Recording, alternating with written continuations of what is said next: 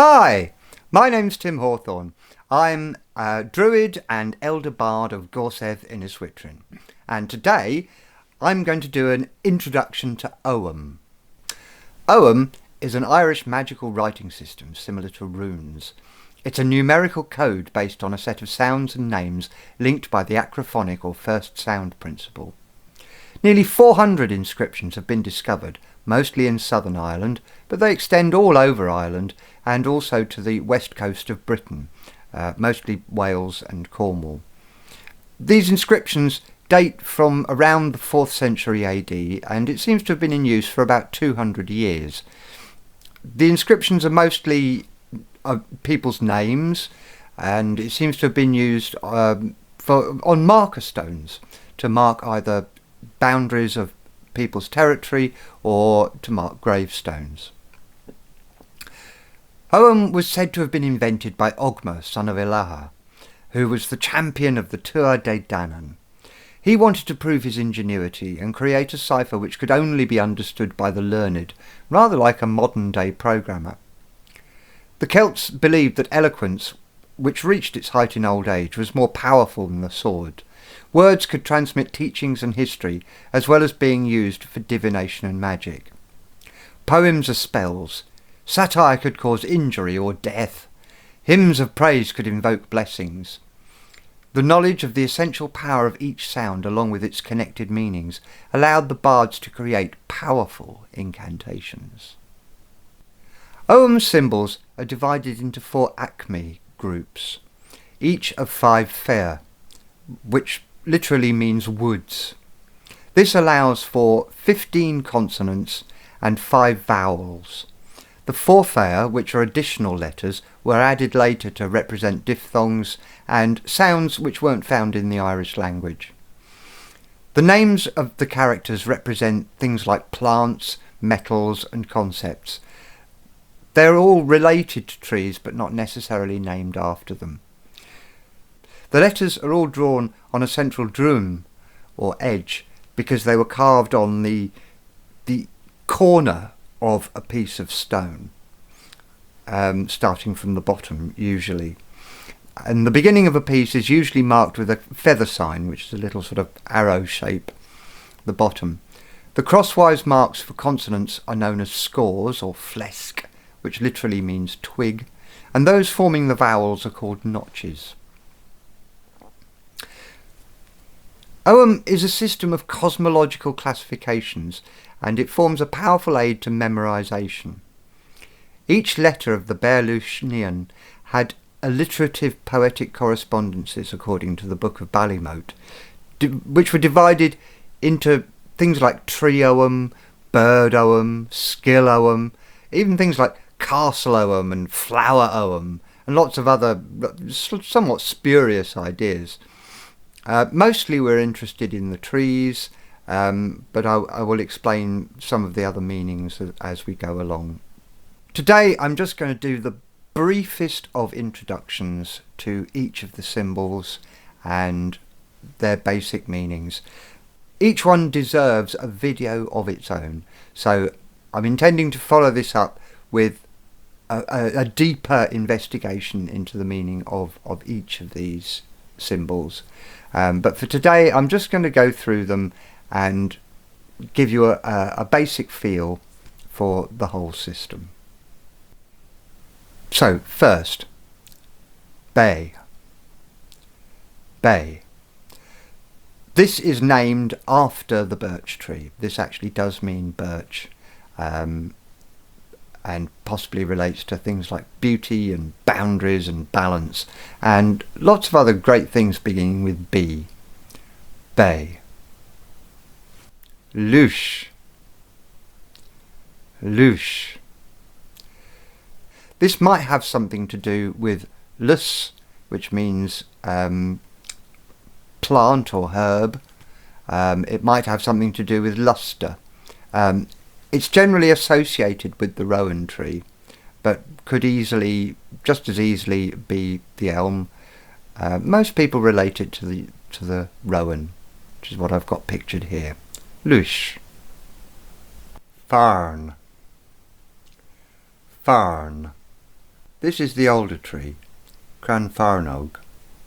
Relates to Bran and his ravens, but the bird that's actually associated with this is Fwlan, the gull. Farn. Sal. Sal. This is named after the willow tree. Sal relates to Shork, the hawk.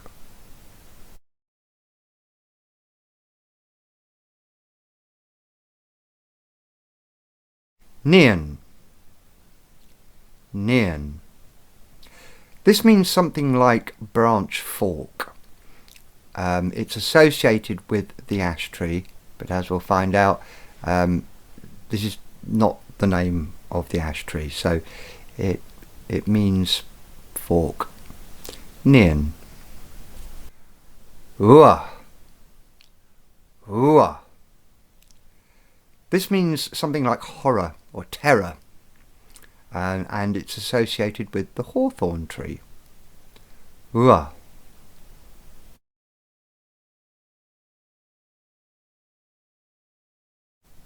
Dar. Dar. This is named directly after the oak tree. Dar.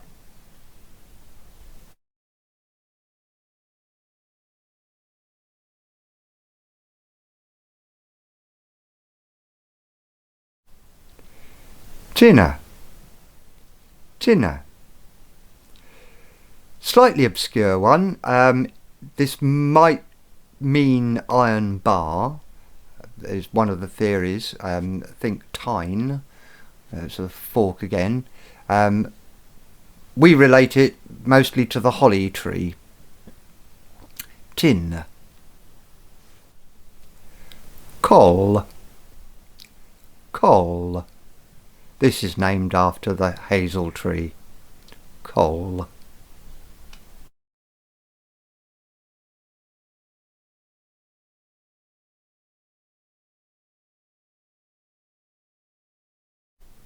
Kert.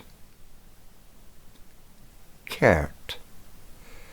This means bush, probably. Is generally related to the apple tree. Ul. Kert. Moon. Moon. This means neck, which is a bit obscure. It's related to the bramble. Some people think the vine, but you don't get vines in Britain and Ireland, so the bramble is native. Moon. Gort. Gort. Gort means field, or it's related to the word for garden. This we relate to the ivy. It's a funny kind of tree, but there you go. Gort. Ngado. Ngado.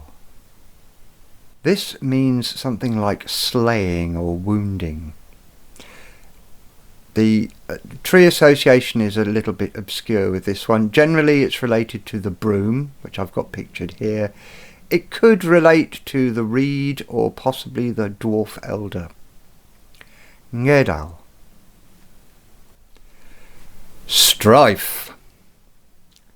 Strife. This means sulphur. Is also related to the concept of zeal, and it's related to the blackthorn tree. Strife. Rush. Rush. This means reddening, and again this is related to the elder tree, partly because the berries make everything go red. Rush. Alum. Alum. Now this one, it's related to the palm or possibly the Scots pine. It might equally well be an elm tree. But I'm going to stick with the Scots pine for now, because again, it's a native tree. Alum. On. Now this actually means ash tree. However, confusingly, this station is related to the gorse. On. Ura.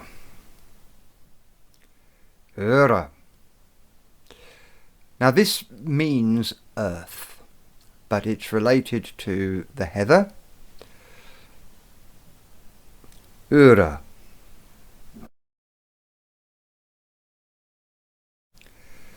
Air. This probably means something like edification.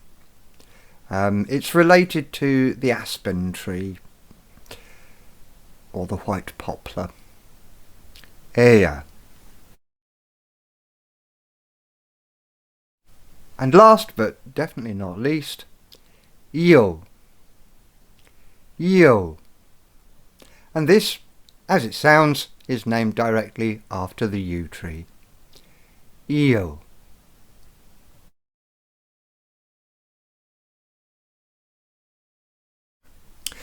So, there you have a very brief introduction to the Beith-Luis-Nion or Ogham writing system.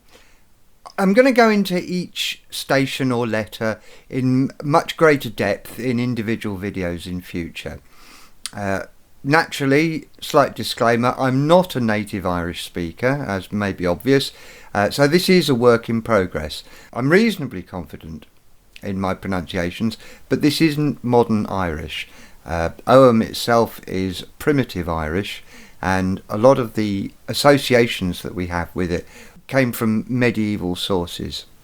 So I'm open to suggestions of how I could improve my pronunciation. If you liked this video, then don't forget to click like down there and subscribe, and you can even click on the little bell icon to get notified of when I upload more wonderful information about this early Irish writing system. Thank you for watching. I'll see you soon.